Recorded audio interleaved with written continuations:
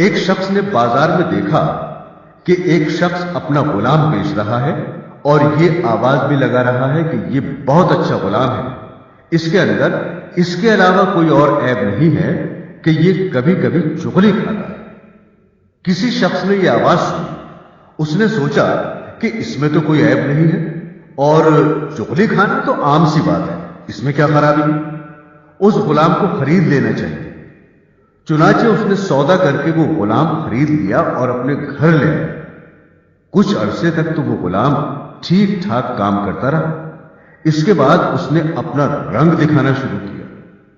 چونکہ چغل خوری کے اندر وہ ماہر تھا، اس لیے اس نے چغل خوری کے اندر اپنا کرتب دکھلایا اور سب سے پہلے وہ اپنی مالکہ کے پاس گیا اور اس سے جا کر کہا کہ آپ کے شوہر جو میرے آقا ہیں وہ کسی اور عورت سے تعلق رکھتے ہیں اور اس کے پاس آتے جاتے ہیں، اور عنقریب وہ آپ کو چھوڑ کر اس سے شادی کر لیں گے، اور میں آپ کی خیر خواہی کے لیے بتا رہا ہوں، کسی اور کو مت بتانا۔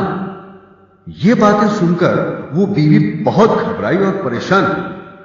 پھر خود غلام ہی نے اس کی پریشانی کا علاج بتایا کہ مجھے ایک ترکیب آتی ہے، تم اس پر عمل کر لو۔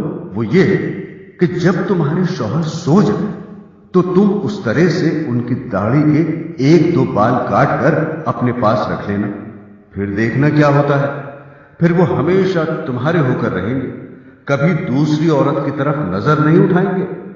عورت نے جواب دیا کہ یہ کیا مشکل کام ہے، یہ تو میں آج ہی کر لوں گی، خدا نہ خواستہ کل کو کچھ اور ہو گیا تو کیا ہوگا۔ اب وہ غلام آقا کے پاس آیا اور اس سے کہا کہ تمہاری بیوی کے دوسرے مردوں سے ناجائز تعلقات ہیں اور عنقریب وہ آپ کو خیر بات کہنے والی ہے، اور اس نے یہ تہیہ کر لیا ہے کہ وہ آج رات آپ کو اس طرح سے ذبح کرے گی۔ اگر آپ کو میری بات کا یقین نہ ہو تو آپ جھوٹ موٹ سو کر دیکھنا، اور گلا نہ کٹ جائے تو مجھے بتانا۔ چنانچہ وہ آقا جا کر جھوٹ موٹ سو گیا، اور ادھر بیوی اس انتظار میں تھی کہ کب ان کی آنکھ لگے تو میں اپنا کام کروں۔ میاں کو نیند کہاں آتی، اس لیے اس نے مصنوعی خراٹے لینا شروع کر دی۔